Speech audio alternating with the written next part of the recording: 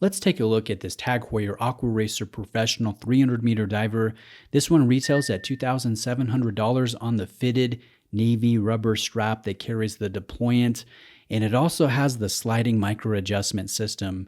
If you opt for this watch on the bracelet, you're going to spend a $300 premium at retail, but that one looks very attractive. It's a really solid, well-constructed bracelet that adds some more light play and some more weight to the overall package, and that might not be what you're looking for. This fitted rubber strap option, I think, makes it a little bit more palatable on smaller wrists, a little bit more comfortable, and again carries the good sliding micro adjustment system that we'll get more into throughout the duration of the review.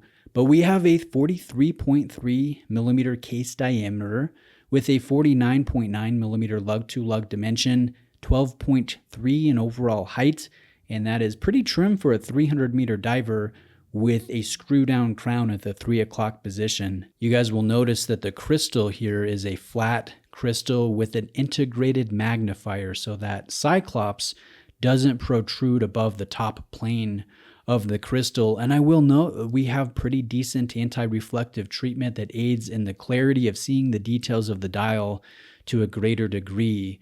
The watch will have a ceramic bezel insert done in navy in a gloss finish with good contrast with the white indexing. You guys will notice that the circumference is a polygonal shape. It's not circular. And that seems to be a theme, a design theme with this latest generation of the Aquaracer.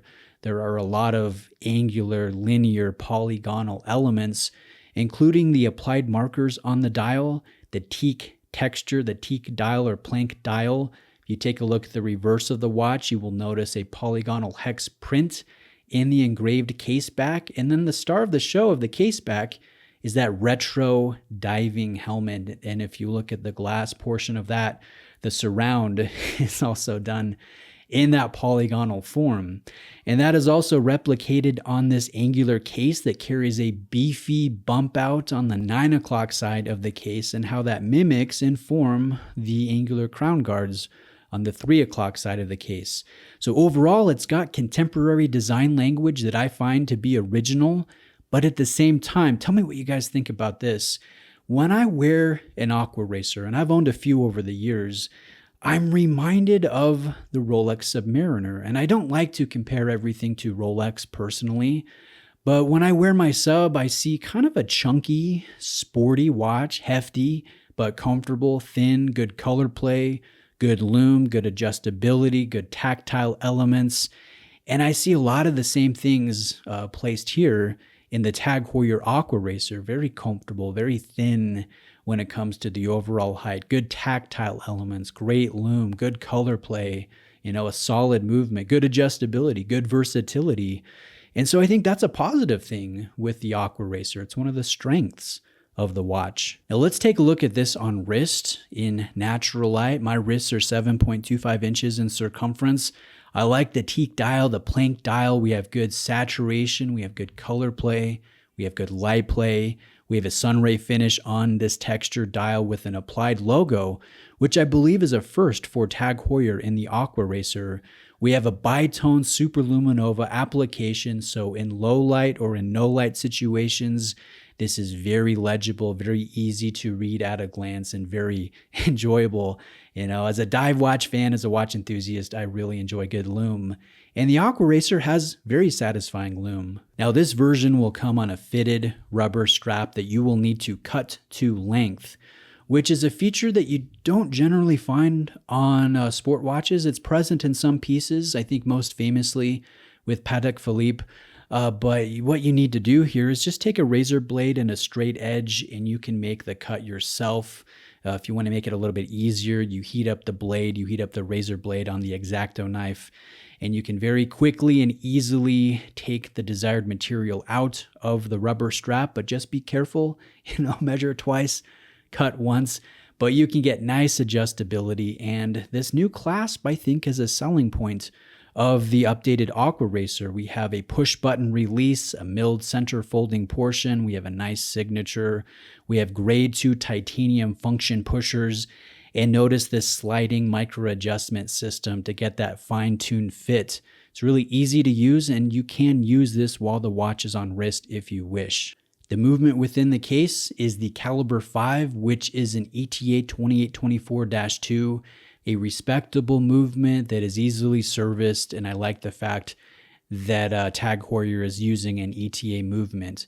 Now the positives here, the net positives, this has noticeably good bezel action, noticeably good loom, really sharp presence on wrist, great color play, great light play, great adjustability, and great versatility.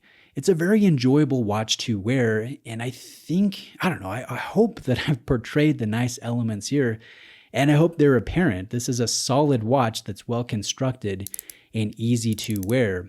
Now let's talk about negative elements here. I think the big one for me is the fact that the Aquaracer text, the designation, that placement, seems a little awkward. It's almost like the designers forgot to put it on. They finished the design and then they were like, shoot, I got to place Aquaracer somewhere.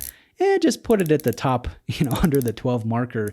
It kind of feels like an afterthought, but tell me if I'm off base there. Maybe I'm being overly harsh, but it just seems a little bit awkward in the placement. Now, personal preference, and I don't think I'll be alone in this sentiment, I would like this watch just scaled down slightly to 40 or 41 millimeter. I think that would be ideal. And I noticed on Tag Heuer's website, there is a new product, a 40 millimeter Aquaracer. That's a little bit different from this professional 300 meter. This one has PCLs, no Cyclops, no integrated magnifier.